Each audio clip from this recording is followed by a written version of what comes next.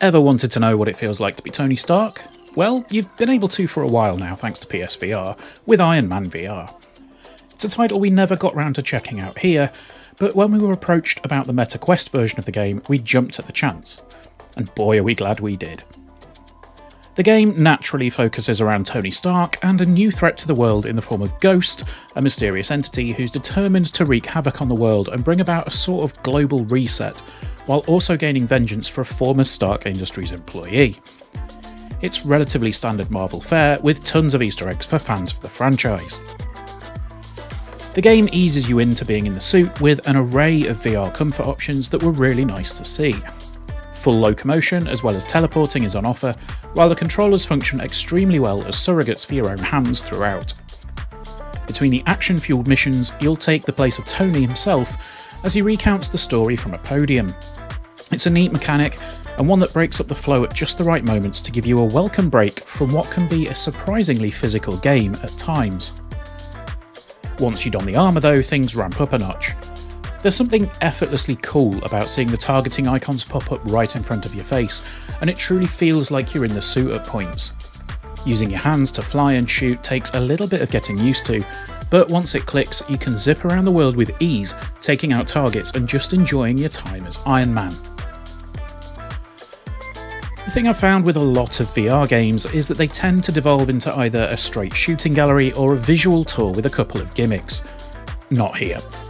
Camouflaj have done a fantastic job of keeping you engaged, with a number of missions that see you having to navigate tight environments to fly around and a decent selection of enemies to take out. One mission sees you not only have to catch up to, but also repair a damaged aircraft mid-flight before it hurtles into the ground. Dodging debris as you fly headfirst towards the flaming engines was one of the most exhilarating moments I've experienced in any VR title to date, and it's definitely one that I would encourage people to seek out if they have the chance. There's even a great joke in the game about how would flying in VR work with a knowing nod and wink to the player. The Quest 2 headset does a great job here of keeping everything smooth while looking fantastic, and I didn't once feel a pang of motion sickness. It's a superb implementation of every facet of the technology, and the dev team deserve every bit of praise for keeping it not only playable, but thoroughly enjoyable throughout. Graphically, it's one of the more impressive titles I've seen in VR, and for sure there are some limitations in the busier environments, but considering it's an all-in-one headset, it looks absolutely fantastic. I've seen a few comparisons, and it's safe to say that this looks better than the PSVR version in most instances. In terms of replayability, there's plenty on offer here. Each mission has a score-based structure, which makes it very tempting to go back and repeatedly try to beat your scores. The better you do, the more options you have to upgrade your weapons, armour and flight capabilities when you're back at Tony's mansion. The immersion on offer here is second to none, being able to take advantage of subtle moments due to being in the headset. Environments are fully interactive, allowing you to munch on a few grapes, throw things around the room, or knock things out of the way with your hand. Or, in Andy's case, smack yourself in the face as you try and put some glasses on. Ow! There's your VR fails video. There it is.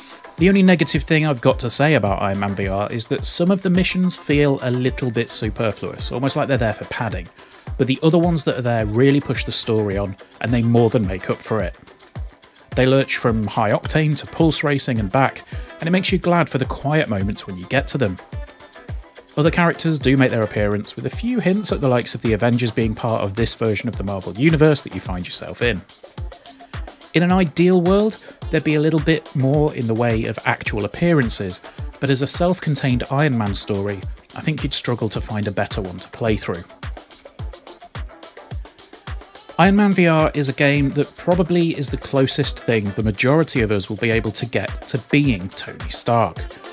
Once you get the hang of things, flight and combat are an absolute joy, with a varied mission structure that, by and large, feel good.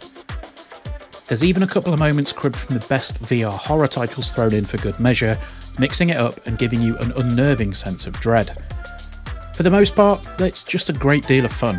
I had an absolute blast with Iron Man VR, and it's going to be installed on the headset for a long time for use as a demonstration of exactly what VR can do.